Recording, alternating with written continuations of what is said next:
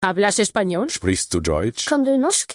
If you used Babbel, you would. Babbel's conversation-based techniques teaches you useful words and phrases to get you speaking quickly about the things you actually talk about in the real world, with lessons handcrafted by over 200 language experts and voiced by real native speakers. Babbel is like having a private tutor in your pocket. Start speaking with Babbel today. Get up to 55% off your Babbel subscription right now at babbel.com/Spotify. Spelled BABBEL.com/Spotify. Rules and restrictions may apply.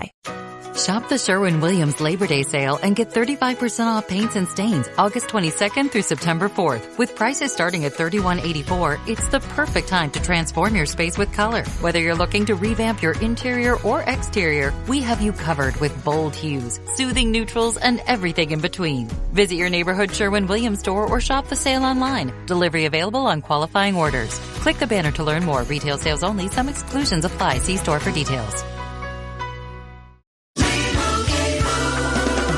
Doug. Limu and I always tell you to customize your car insurance and save hundreds with Liberty Mutual. But now, we want you to feel it. Cue the emu music, Limu.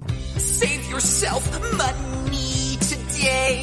Increase your wealth. Customize and save, we say. That may have been too much feeling. Only pay for what you need at LibertyMutual.com. Liberty, liberty, liberty, liberty. Savings vary. Underwritten by Liberty Mutual Insurance Company and affiliates. Excludes Massachusetts. You're listening to 1865, the Nottingham Forest podcast with Stephen Topless. Welcome to the 1865 match report as we look back on events at Selhurst Park. It finished Crystal Palace 1, Forest 1. It's been a dramatic week again at Forest, to say the least, but there was actually some football played, and we're going to have a look back at the game. I'm Stephen Topless and I'm joined by Tom Newton. We're also going to take a look at some of the off-field stuff surrounding this game earlier this week and on the day itself, so we'll get into all that in due course. But first of all, Tom, you were at Selhurst Park for the match. Given the build-up and given the background that's developed between Forest and Crystal Palace over the summer, everything involving the Conference League fallout and Forest taking Palace's spot in the Europa League, what was the atmosphere like on the day, and was it okay, or was there a bit of needle? No, to be honest, it was all right. You was expecting probably a bit of needle. Obviously, in the week, they were on about the Forest team bus arriving, and that was obviously they ramped up the security on that. And there is a bit of like trepidation going to Selhurst Park and with everything what's happening. But to be honest, majority of the Forest fans met at the George just next to the Shard at London Bridge. And that was really good natured because it was just all Forest fans. And when we got onto the trains going to Norwood Junction, it was fine. There's a lot of Palace fans were like, just kept quiet kind of thing. And even walking from Norwood Junction to Selhurst Park, pretty quiet again. And I thought, this is pretty watered down and everything. Obviously, there's some like chants and things like that. But to be honest, to credit, I know they've been their fans have been insufferable over the summer, but they didn't bite.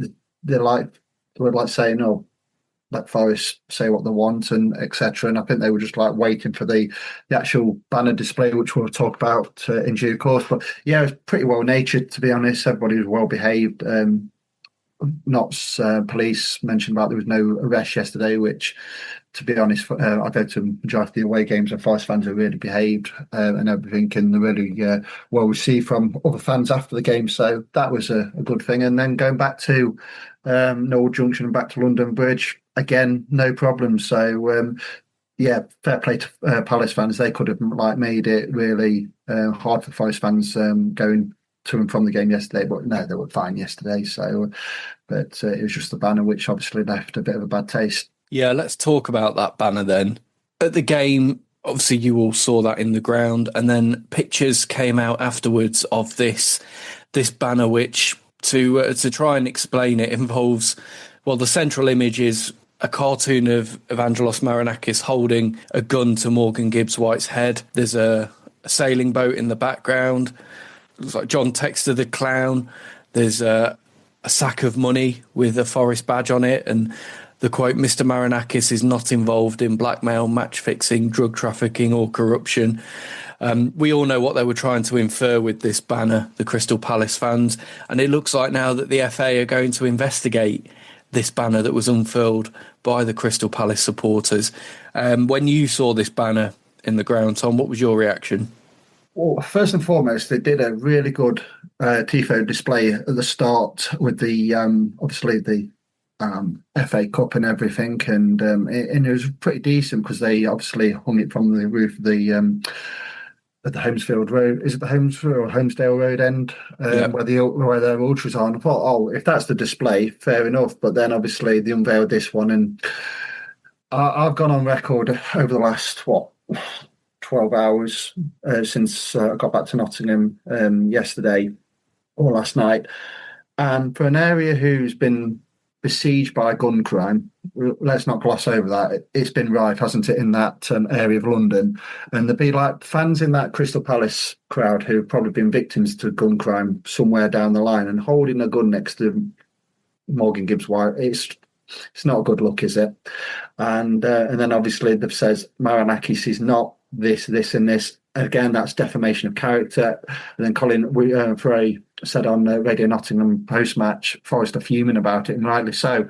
I mean, yeah, let's be honest, we all know what's gone on this summer. Steve Parish, John Texter, not reading emails. I've said this on our pods in the past.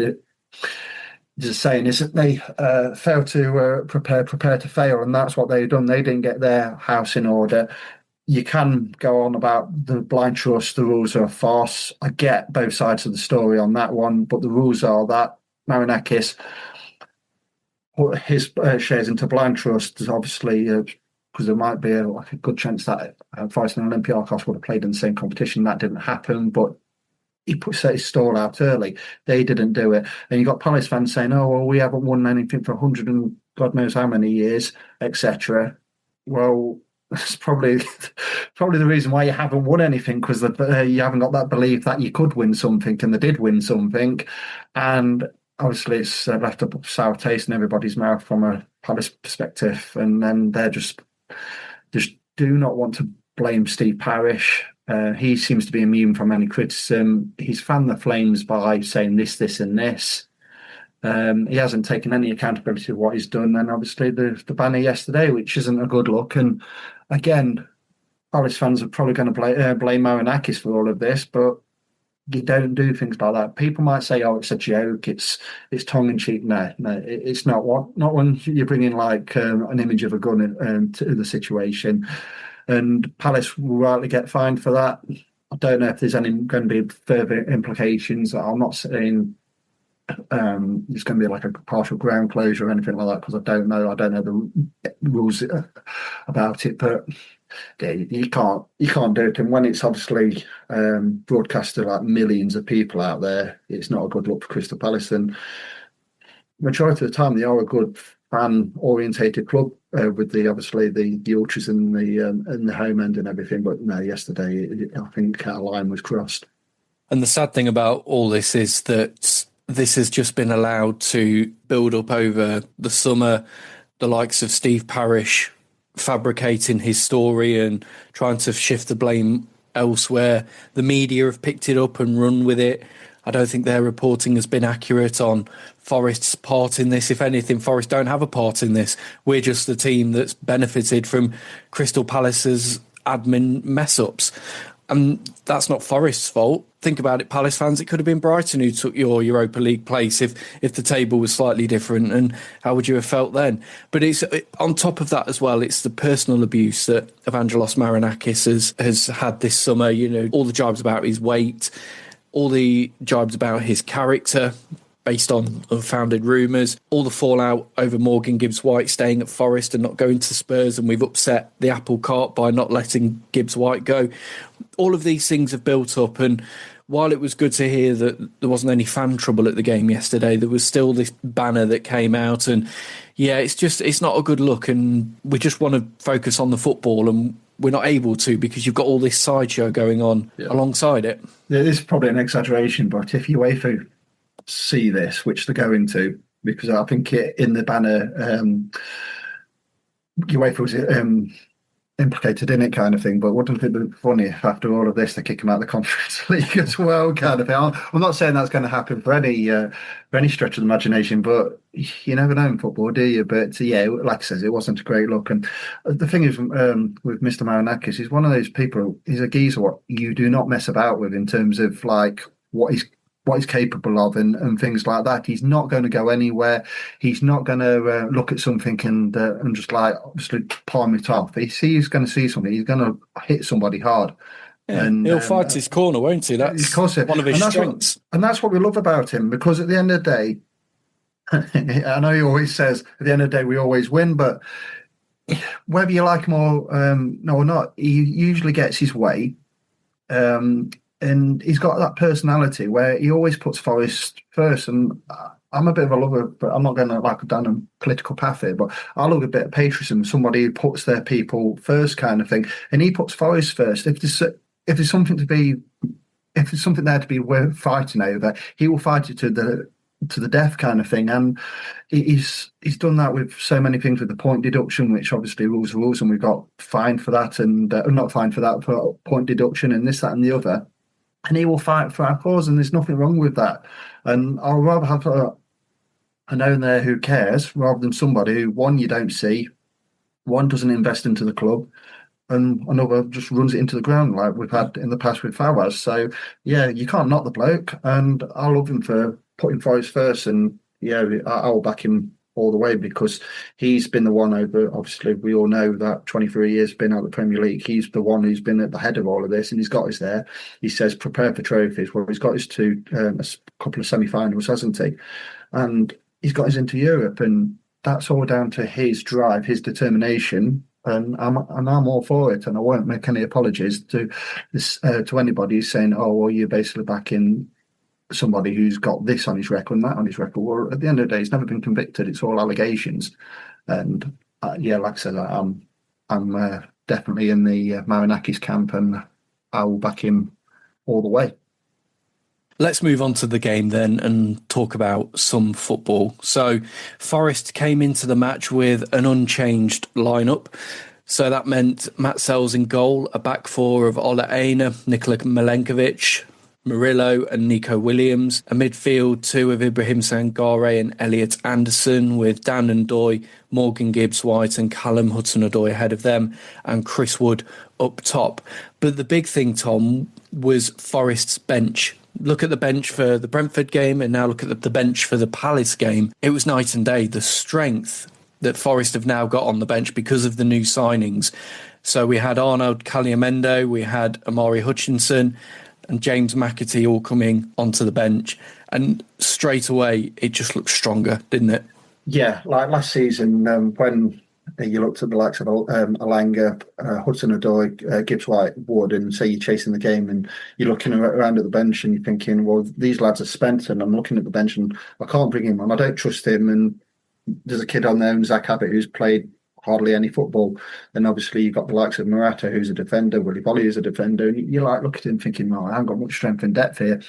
Then, like you've said, it's night and day. You look around and it's like we could take our four front men off and bring them on, and it's like for like quality. McAtee played for Manchester City. Omari Hutchinson, who's got so much potential, he's only 21, 22. Been at Chelsea's academy, obviously had a couple of years at Ipswich. You got Armo Kelly Moendo, who come on, and I thought he did all right. And it's not easy. First week at a new club, probably a different way of playing, new culture, obviously the language, this, that, and the other. Because I've heard him speak a bit of English, but I don't know if he's absolutely fluent yet. And obviously, and beyond that, you've had like Douglas Luiz on there, who's just come from Juventus. I mean, I know he hasn't had much training. I think he's had like one training session. So, yeah, like you say, it's night and day in terms of the depth. And that's what I've been wanting, because last year, Nuno, we all know it come to like the March, April time, and he was asking these players to probably like go at like 70, 80%. They weren't fully fit. They were carrying, and could we just didn't have that strength and depth. And it's going to be an important week because I still think we need two fullbacks, because there was a couple of times where Nico Williams went down injured yesterday with a head injury, and Olorina was feeling his back, and you do again look at the bench, even though there's strength in depth there, but you're looking thinking, well, if them two go off, we might have to play a centre half at left back or right back, etc. So, yeah, we're getting there. I know we don't want to really harp on about the past, but you look at that first game against Newcastle in August 2023, that bench was, no disrespect to the lads on there, but it was horrific in terms of quality. You look at it now, 3-4 years down the line, it's night and day, and we are going in the right direction. So, yeah, we're in a good place at the moment. The first attack came from Palace. It was a counter-attack with Devaney getting into the box. He tried to find Mateta. Murillo blocked that. Sell smothered, and then Forest went up the other end, and it was Morgan Gibbs-White who got past Tyrick Mitchell, crossed low for Wood. He had a first-time shot which just went wide from about 6 yards. Good opportunity for Forest early on. The game started quite end-to-end, didn't it? And both teams were trying to create opportunities. Forest had a period on top, and then as that first half went on, Palace started to get stronger, and they looked like the team that was most likely to do something. Yeah, there was a couple of times through the first half where Palace were they were a bit like losing the ball. We had like a 5-10 minute spell where we've kept the ball really well, created openings. Then we started losing the ball, and I wouldn't say it was a scrappy game, but you could see where it was getting. It was just that midfield battle was absolutely key yesterday, because you've got Adam Wharton in there, who I think he's going to the top. He is a superb footballer, and he plays at his pace. And he's one of the players who can just breeze through a game. Doesn't have to do a great deal, but he looks an absolute top talent. And then obviously he had the battle with his English counterpart in terms of Elliot Anderson, who he played really well, and Thomas Tuchel was there yesterday watching. So that was food for thought, because that number 8 position for England, it's up for grabs. Somebody to play with Declan Rice and Adam Wharton, Elliot Anderson, both of them are quite capable to play there, and it wouldn't surprise me if Elliot Anderson is in the next England squad, because in the last few months, like last season, and obviously how he started this season, he's been absolutely brilliant. So yeah, that midfield battle was key, and I think it was just trying to get impose themselves on that midfield battle, and it was a really good battle yesterday between Adam Wharton and Elliot Anderson. Worth mentioning as well that Crystal Palace no longer have Eberici Eze. He's moved to Arsenal, and this was one of their... I can't remember if he played in the Conference League game. I don't think he did he, in midweek? And he'd obviously moved on to Arsenal by the time this game had kicked off. So they were missing Eze, which I think was a big plus for us. But yeah, it turned into a good battle in that first half. And yeah, the Anderson and Wharton up against each other was an interesting duel. But Forest did fall behind in the first half. It came... Well, first of all, Palace had the ball down the left-hand side. Tyrick Mitchell crossed, and then the ball went over to the right-hand side. It was pulled back in, and Ismail Assar seemed to have the freedom of South London to tap the ball past Matt Sells and into the back of the net. From Forest's point of view, I think it's a disappointing goal to concede, because Saul was left unchallenged in the middle. Was that just good play from Crystal Palace, just keeping the ball moving and keeping Forest under pressure, putting that ball back in from the right, or should Forest have done a lot better? Bit of both, really. I think it's a really good finish by Ismail Assar. Obviously, Sells is going one way and he's put it in his upper corner. But I think it's, when you haven't, when Palace were moving you around kind of thing, and I think it's just the case that he wasn't picked up, and he got in between Olorine and I can't remember, was it Murillo or Milenkovic? He just on the penalty spot, wasn't it? So it's a bit about Palace worked it really well, but Forest, from their perspective, it was just a bit poor, really. But I think the game was very equal then, so you can't really say it was coming, but I think we lost the ball on the edge of the box with Gibbs-White, didn't we? And obviously they played it around our box. So, and I think it was just a case of Forest were probably set to obviously counter, and then obviously Morgan Gibbs-White, I'm not blaming him really, because as soon as that happened, the goal was still preventable. But like I think Forest was set to like obviously move up the field and obviously press Palace into their own half kind of thing. But yeah, we lost the ball and everything. They've obviously played it around the box, and it is a really good finish by Ismail Assar. But yeah, I was disappointed, but there was a hell of a lot of football to be played in the game, so I wasn't too concerned at that point.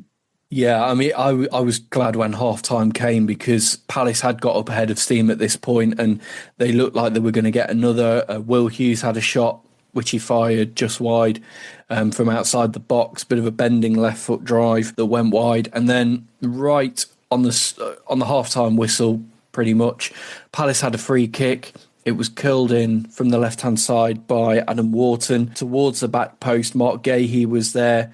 He got the header in. It came off the post and out to safety, well out for a goal kick. And it was so close to 2-0. Thankfully, it wasn't, and it was 1-0 at the break, and Forest could go in and regroup. I think had it gone to 2-0 at that point, we'd have been really up against it in the second half. Yeah, definitely, because they would have obviously had the home crowd behind them and everything. But to be honest, apart from the start of the game and then when Palace scored, Palace fans were pretty quiet, to be honest, yesterday. It was more Forest fans, obviously, because we were obviously in the bottom corner of the half-weight stand. So, but yeah, if they got 2-0, then obviously it would have been a massive uphill struggle for Forest. But thankfully, half-time come, and the second half was better for us. Yeah, we straight away, didn't we? We came out and it was Dan and Doy got a corner early on, and that seemed to set the tone for the second half. Forest were much more on top and just looked a better team all round. Couple of corners actually that Ndoye won early on. Sadly, Elliot Anderson couldn't do anything with them. He hit, I think the second one he hit a bit too long for everybody for a goal kick. There was a chance as well, a half chance for Chris Wood, which Ndoye created down the left-hand side, hit a long diagonal ball. Wood stuck a leg out, but could only poke wide from 6 yards at the back post. But then let's talk about the goal. And Ndoye was involved again, and it was such a well-worked move. The ball, Ndoye sort of nodded it past, I think, first of all, Adam Wharton and then another Crystal Palace player, and then hit this swiveled first-time volley ball that flew through to Hudson-Odoi, played him clean in on goal. He's one-on-one with Dean Henderson, and he produces the finish low, but Henderson's foot diverts it into the top corner. Forest were level, deservedly so, but it's such a nice goal this time. It's so well worked. Yeah, regardless of who it was meant, if it was for Callum or it was for Chris Wood, it's a phenomenal pass. And yeah, it's just like, it was just a sense of inevitability about it, wasn't it? As soon as Hudson-Odoi was running in, you knew that ball was going to hit the back of the net. And obviously he's just got in front of Tarek Mitchell. And it was very reminiscent of the goal what he scored against Manchester City, wasn't it, on near post? And Henderson did get a foot to it, but it's obviously gone into the roof of the net. But regarding Dan Doy, he's one of those players who he's a bit iffy for about 60 odd minutes, but he will just pull something like that out of the bag. And he started on the right yesterday, and he was a bit hesitant. He sometimes got the ball and wouldn't attack his fullback. And I know he's just come. I'm not going to criticise him because he's just come from a completely different league. Their playing culture and tempo is completely different, and the Premier League's obviously quicker. And you've got to be obviously not only quick with your feet, but you've got to be thinking quick as well. And there's a couple of times where you're begging him to go and attack the fullback, and it was just that split second of hesitancy, and he didn't do it. But then he moved to the left, and he played there for Bologna, didn't he? And he looked more comfortable, and obviously he's picked that pass out for Callum. And it's really good. So people might criticise Dan Doy, but he's got a goal last week. He's got an assist this week. It's not a bad start, and there's still more to come from him. I really do. We all know there's a player in there. There's no denying that. But obviously, he's just got to adapt with the trust of the Premier League. But really good pass, and really a well taken goal from Callum. The 1865 Match Report. Hey guys, have you heard of Goldbelly? It's this amazing site where they ship the most iconic, famous foods from restaurants across the country, anywhere, nationwide. I've never found a more perfect gift than food.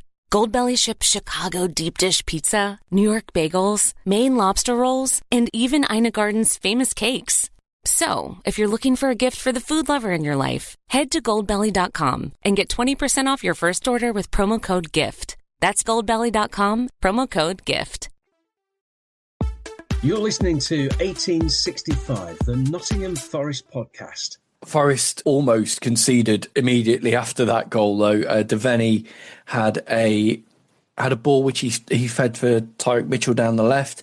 He got to the byline, chipped it back in for Devaney again.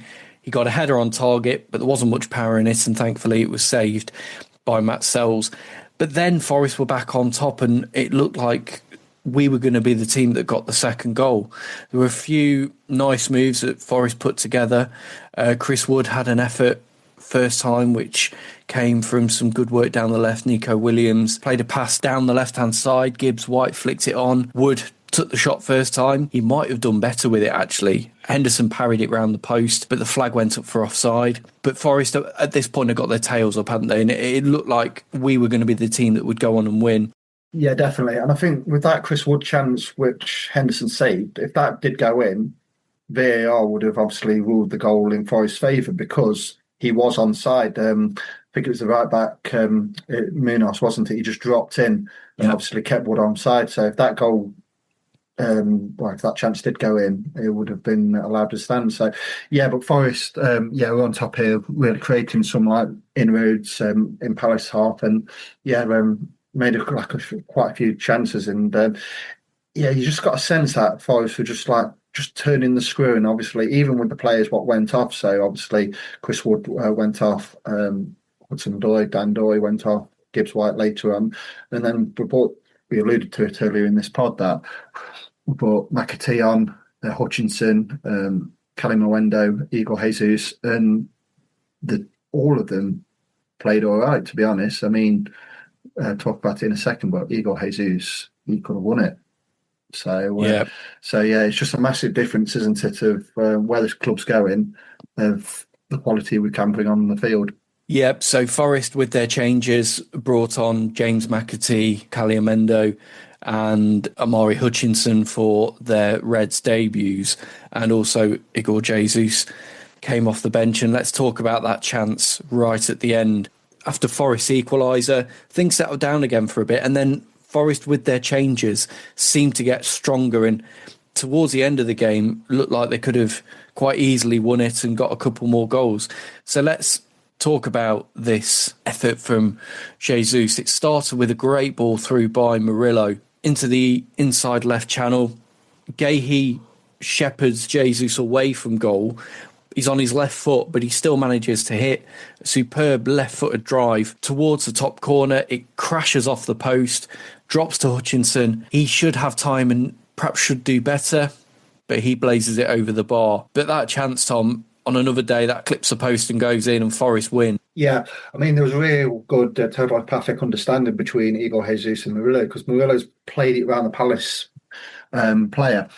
And Igor Jesus is in, he knew where that ball was going to go, and obviously he's run onto it, and he's done everything right. You get told from a young age, always shoot across the keeper.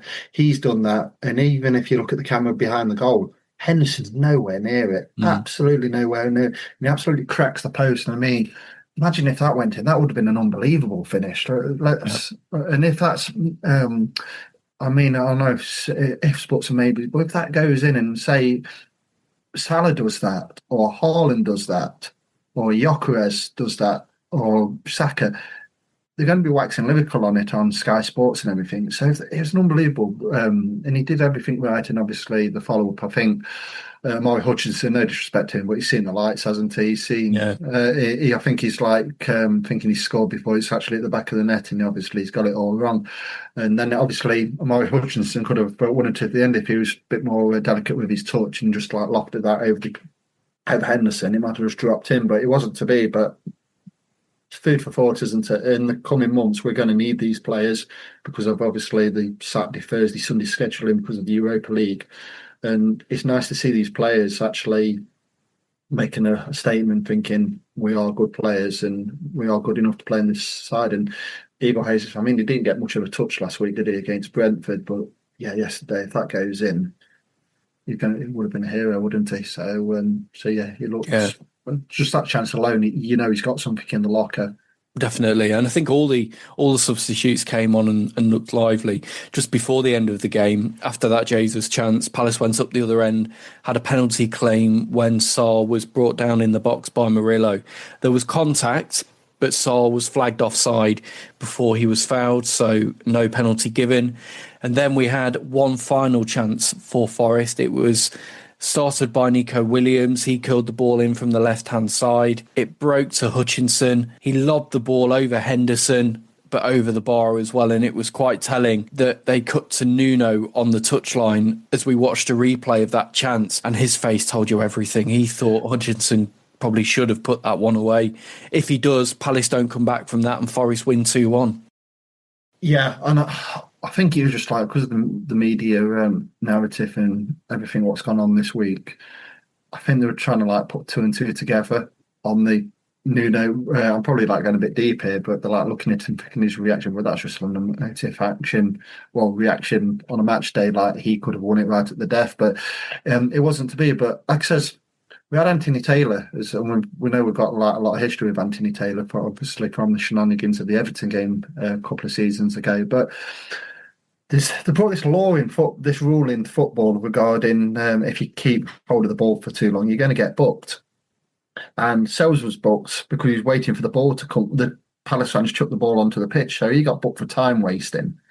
Then there was another Palace player who got booked for, I think it was a free kick or a throw-in on the far side, and for time wasting. But then Tarek Mitchell took all day to take a throw-in and didn't get booked. So it always comes back to the consistency element of it. I thought Anthony Taylor did okay yesterday, apart from those like bookings which were like he was handing them out like confetti kind of thing. I thought he did okay, but the lino on our near side, who's right in front of us, majority of the time he didn't keep up with the play. So there was one where he guessed kind of thing for an offside, and you're thinking, well, it's gone in our favour, but you need to be obviously in line with the last man. And there's a couple of times, and then obviously that incident, what you just mentioned about the penalty incident, which there was contact, my heart was in my mouth, because I'm like thinking, well, he's looked over, and I thought he's going to play for a bloody penalty here. And thankfully, the liner put his flag up, and that was that kind of thing. But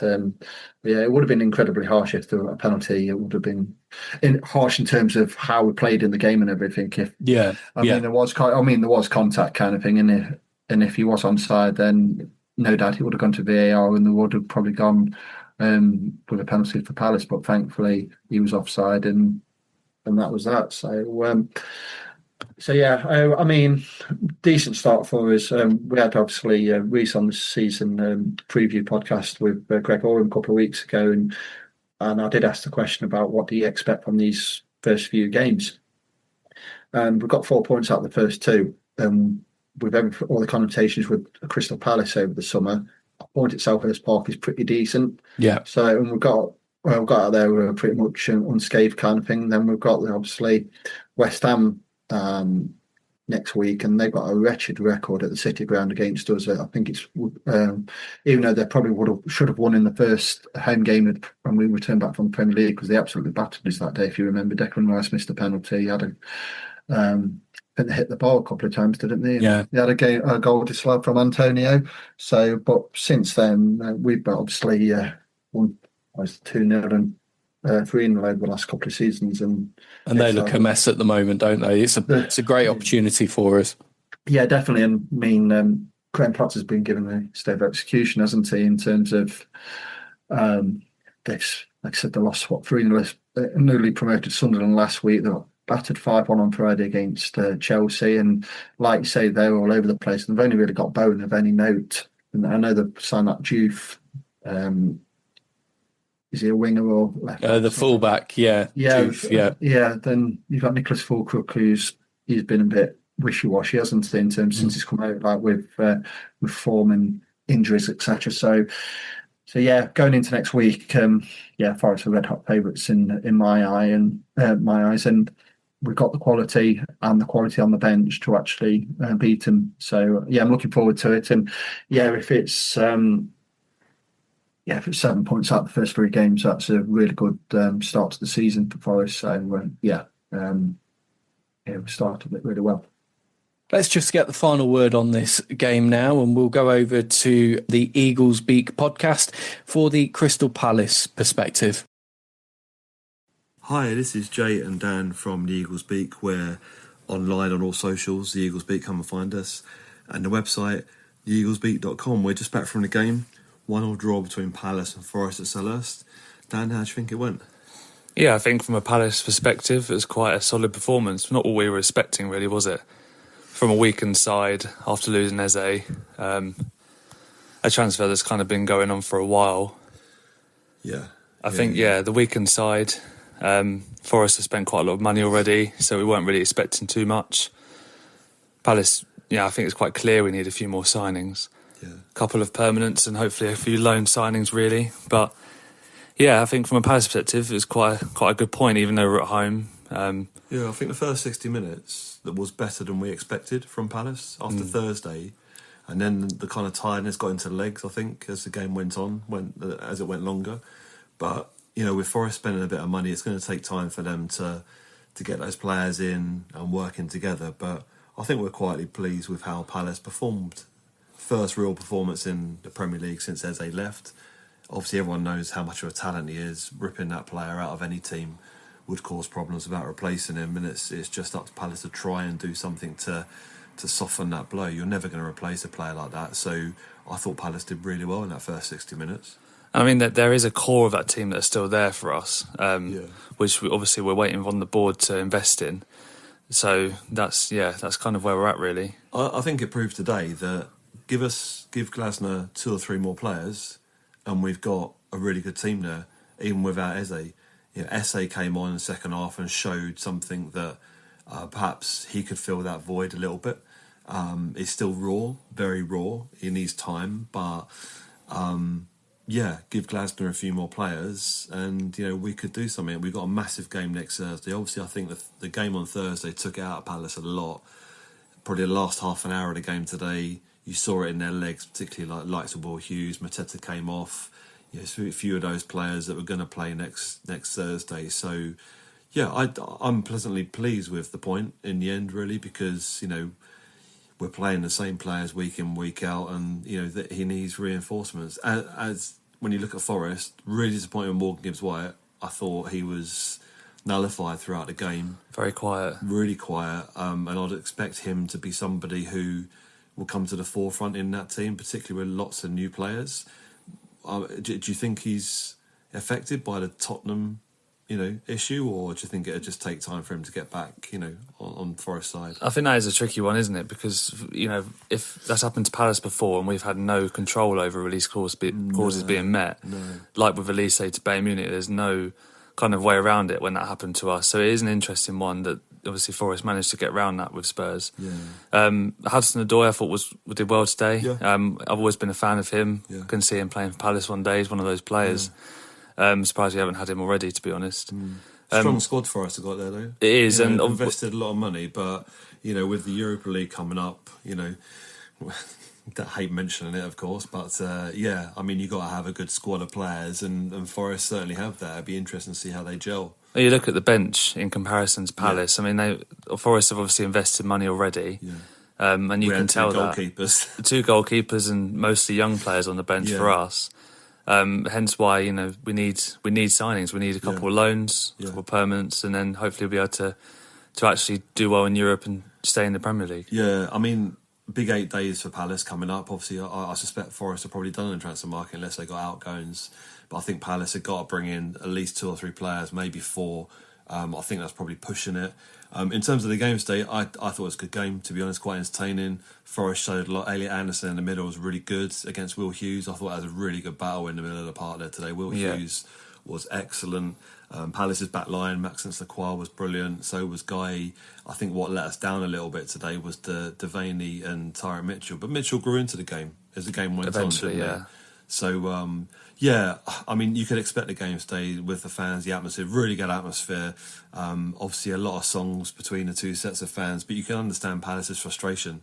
You know, a lot of fans are taken out on Forest a fair bit. Forest probably shouldn't have got involved, but, you know, Palace's frustrations with UEFA, you know, with everything that's gone on during the course of the season, feel very unjust with what's gone on. But, yeah, wish Forest well for the rest of the season. I think that, going on touch on UEFA just quickly, when Forest obviously got their FFP fine and points deduction, that was quite hard done by and it's the same kind of situation in a different way. Yeah. Palace getting demoted when other bigger clubs get away with what they get away with. And I think that is the main issue that Palace fans have. Yeah. When you look at City and Chelsea and what they kind of get around, you know, it doesn't seem to happen to the smaller clubs. Yeah. And that is just the way it is at the moment. But the fact of the matter is, Oliver Glasner has turned around and said, you can't change anything that you have no power over. So, you know, they've got that mindset now that they're in the Conference League. Let's go and win it.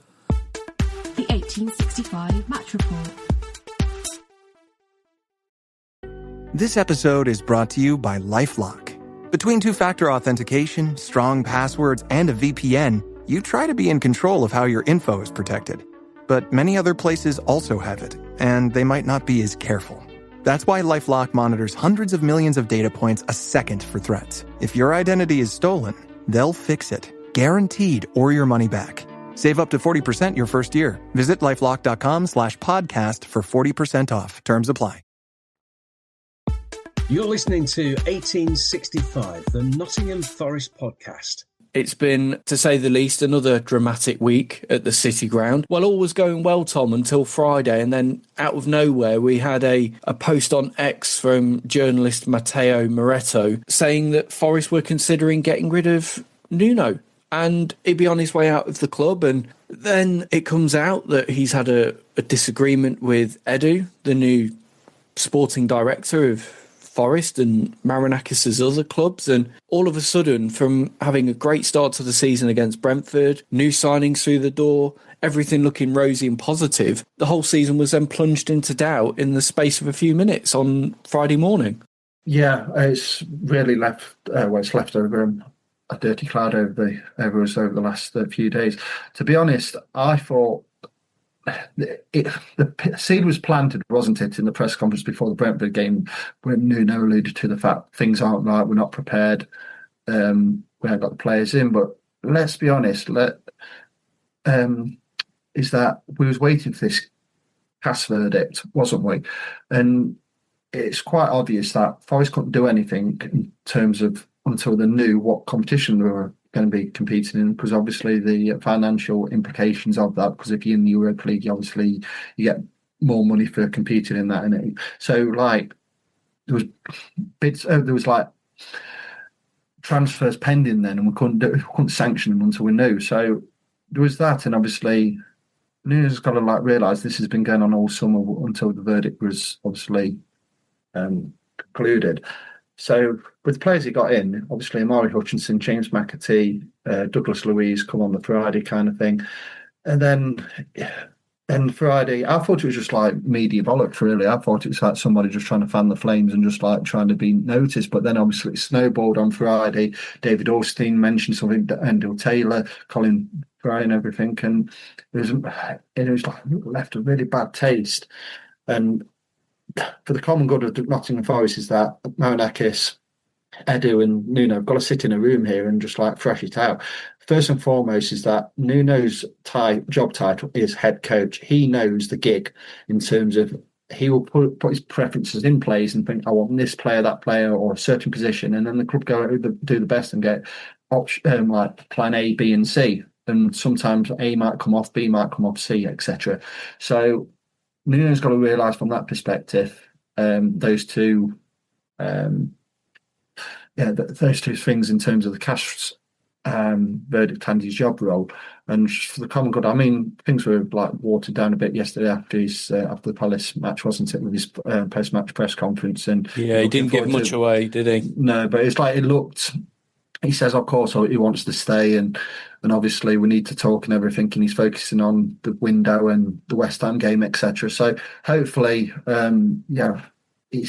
Nuno's done brilliant, hasn't he, last season, getting us into Europe and everything, and he seemed to be like a bomb there with the players and the staff. You see that at the end. So hopefully they're like, for the greater good of Forest, that all three of them sit in a room, fresh out any differences, and we crack on now. And we don't need this going into like a really important season in terms of our first European adventure for 30 odd years. We've got a great squad. And hopefully they can just be professional about it and crack on. And then obviously somebody mentioned about Ange Postecoglou. I don't want him anywhere near near Forest, because you look at the sea change in Tottenham. I mean, on Saturday they played Man City 1-2-0, and look how well Thomas Frank's got them playing, opposed to Ange side from last year who stunk the place out, and in my eyes, they only won the Europa League because Man U were crap. So we just need to move forward now with Nuno at the helm, Edu and Marinakis, and we'll go forward and let's have a really good season, both domestically and on the continent. Yeah, I think the fallout with Nuno and everything that's happened this week has been an unwelcome distraction. I think it's had the potential to derail the season, particularly if Nuno leaves Forest. But looking at the situation and looking at how I think Marinakis will approach it, I don't think he'll want to get rid of Nuno. I think he wants everybody to try and settle their differences, talk it out and do what's best for Forest. I also think Marinakis will make the popular decision. He's got form for this previously. When you think of what happened with Steve Cooper, when all of the stories came out the first time that Steve Cooper was going to be leaving Forest, the fans were not happy about it. And the next morning, Marinakis offered him a new 3-year contract. Now, Nuno signed a new 3-year contract in the summer. Marinakis, I think he's quite in tune with the fan opinion at Forest. I think he always has been. I don't think he will make a decision which will go down badly with the Forest supporters, which is why I think he will try and hold on to Nuno and keep him at the club. Yeah, you can see the players are obviously really like working with Nuno. You mentioned Morgan Gibbs-White, and he was like gesturing like, because we were like singing Nuno's name after the game yesterday, and Morgan's like that keep it going kind of thing. And so yeah, I think they're just, like I said, they're just got to get into a room, sort it all out, because obviously with the squad he's got, all that good work will be undone. I mean, I don't want him anywhere near the gaff, but if Ange comes in, can you imagine Nikola Milenkovic playing the high line? Mm-hmm. He will turn into a crap defender overnight, and it's not his fault. It's because of the play. The play will not suit him, because obviously he relies on Murillo to drop him, because obviously Murillo's quicker than him, so etc. So it's basically, yeah, we need to keep everybody grounded. Nuno obviously needs to fresh out these differences, and like you said, I think Marinakis will go to the popular decision, because he's always backed his managers. He's always give him time to sort it out. I mean, with Artur Karanka, he had a hissy fit, if you remember, after the Ipswich game, didn't he, about the new appointment to the director of football. He only lasted a month because he just couldn't get to grips, but we all know that Karanka is basically mini Mourinho if he doesn't get his own way, chucks his toys out the pram. Lamucci was backed. He could have gone after that Stoke game when obviously Forest capitulated spectacularly in that game. He was given cut some slack and got some decent players in on paper at the time. Obviously, it didn't work out. O'Neill, we know what happened there. And obviously, Chris Hughton, he stuck the place out and etc. Steve Cooper come in, and he had more than enough time. More than enough. He could have gone quite early in that second season, if you remember. He was close in the first season, if you can remember. He could have gone after that Leicester game quite easily and didn't, and he stayed for the majority of the season. Well, he stayed for the rest of that season, obviously, and going into the next season. And then, obviously, Nuno's come in. He had a tough start with, obviously, his first game when he got basically conned out of that decision with Willy Bolly, if you remember, against Bournemouth, when Rob Jones sent him off with the point deduction. And he's kept all that together. And obviously, with the camaraderie he has with the players, he's got players on side. And what we achieved last season will never be forgotten. It was an amazing season last year. So, yeah, Nuno, needs to stay. Marinakis needs to keep him here. I don't think he will do anything stupid in, i.e. sacking him. And then we just need to crush out the differences because, like it says, on Friday, it's a massive day for us in terms of the Europa League draw. That's seismic in terms of how far we've come under Mr. Marinakis.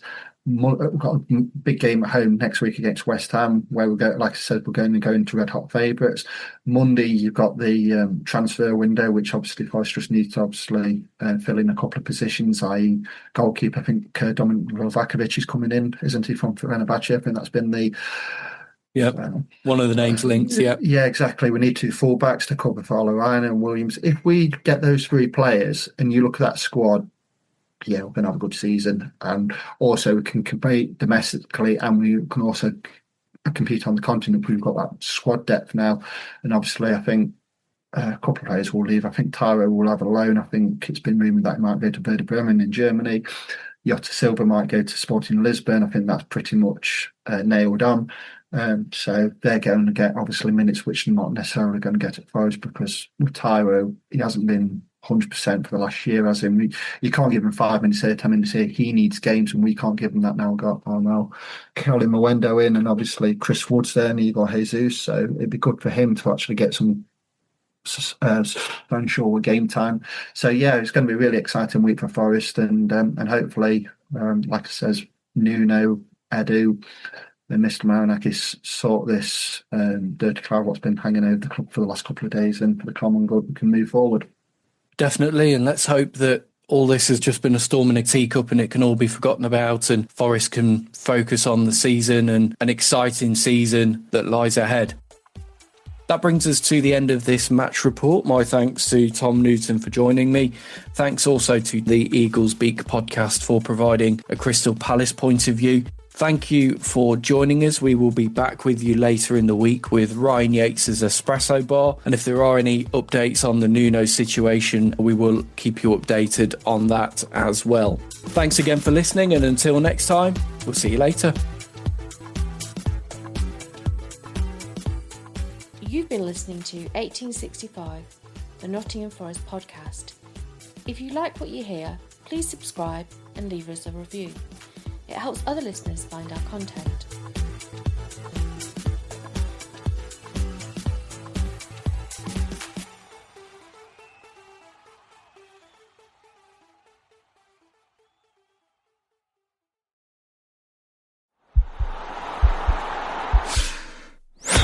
This podcast is part of the Sports Social Podcast Network.